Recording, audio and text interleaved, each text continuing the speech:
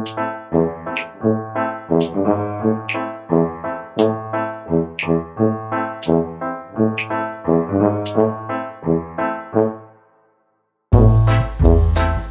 1953, c'est la fin d'une guerre, la guerre de Corée, par l'armistice de Panmunjom, même si aucun traité de paix n'a été signé.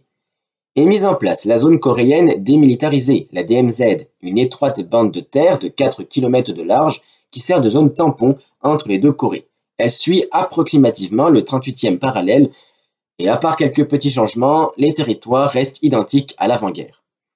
En URSS, cette année-là, éclate le complot des blouses blanches. Des médecins soviétiques, juifs pour la plupart, sont accusés d'avoir assassiné 2 dirigeants soviétiques et d'en prévoir d'autres.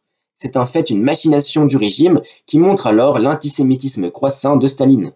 L'affaire est abandonnée la même année à la suite de la mort de Staline. Nikita Khrouchtchev le remplace au poste de dirigeant du Parti communiste. Parmi les autres changements de dirigeants en 1953, Josip Broz Tito devient le président de la Yougoslavie, un État communiste mais non aligné avec l'URSS. Tito occupe ce poste jusqu'en 1980. Mohamed Naguib devient lui président de la République d'Égypte. Dwight Eisenhower devient le président des États-Unis. En 1953, Edmund Hillary et Tenzing Norgay sont les premiers à atteindre le sommet de l'Everest, le point culminant de la Terre. Cette année-là, toujours, James Dewey Watson et Francis Crick découvrent la structure de l'ADN en double hélice, ce qui représente une avancée majeure dans la génétique et qui donne naissance à l'industrie des biotechnologies.